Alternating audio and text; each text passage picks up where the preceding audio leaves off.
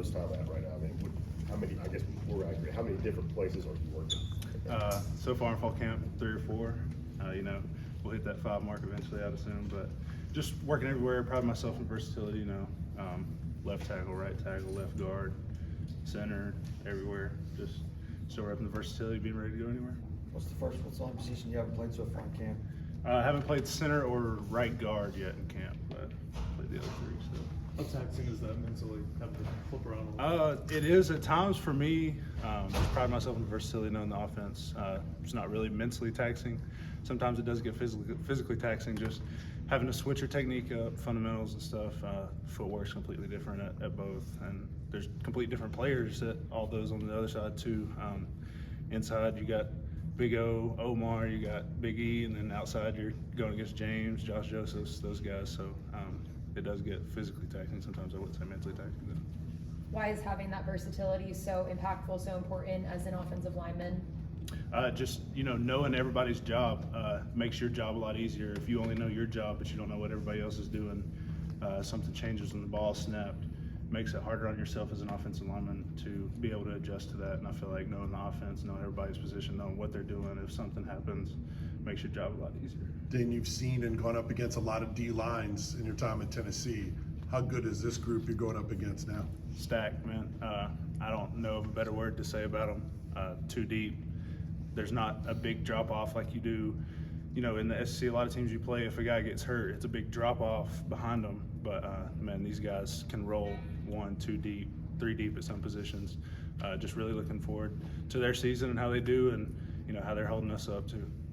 What's it been like having Parker Ball in the room, but as a graduate assistant now? Super smart guy, super smart guy. Really happy for him. Was obviously super good friends with him. Me and him came in together as walk-ons here when we got here. So just being able to see him flip over as a coach and succeed in that, super happy for him, and glad to have him in the room to, you know, teach those young guys, but also when us old guys kind of slip up and forget something minute, he's there to tell us and remind us. So it's been great.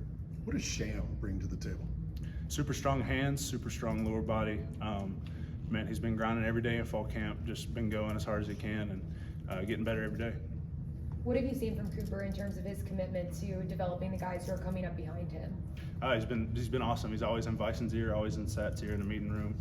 You know, just giving them technique pointers, giving them fundamental stuff. You know, calls. We get weird looks on 3rd down. He's telling them, you know, this is the call and this is why. Not just saying, hey, this is the call, and then they don't know why. You know, just giving them the background as to why the call is what it is.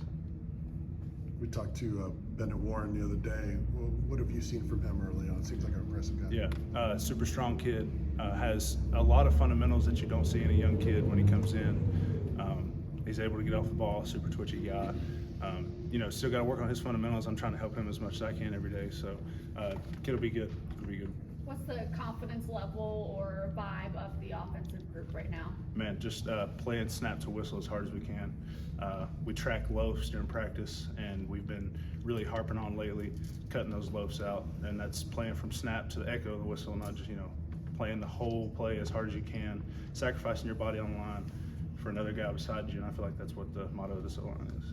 So what's the threshold for loafs? Like if you kind of slow down a second before the whistle? It's anything that we don't see as something that we uphold ourselves to in the line room. So if we see a guy loafing, the guy, you know, misses a block, if he's not trying to put hands on another person, like if he's just giving up, you know, giving the good old-fashioned clap, man, that's a loaf. And we just feel like playing echo to the echo of the whistle is what the motto is, and if you're not doing that, it's what we consider a loaf. So, and the standard is that's 0 a day, so 1 is way too many. Do you feel like left guard is the position that you could have the most impact at, just because there's not a returning starter there necessarily? I feel like I have an impact anywhere. You know, wherever I'm called at is where I'm going to go play. So, you know, the 5 that are out there, we're going to go play, like I said, to the echo of the whistle and put our body on the line for the guy behind us. Ellerby says that there's pretty much open competition, you know, up and down the line. How has that, you know, pushed the group forward, and especially you at your position? Yeah, there's a lot of senior experience there. There's 8 guys that have played a lot of football together, which is good to have in an offensive line room. Then there's a lot of young talent coming in too, and those guys are working hard. So I feel like we're all meshing well together. Everybody's playing as hard as they can, you know, trying to get on the field. So thanks, Dan. Appreciate it. Thank you.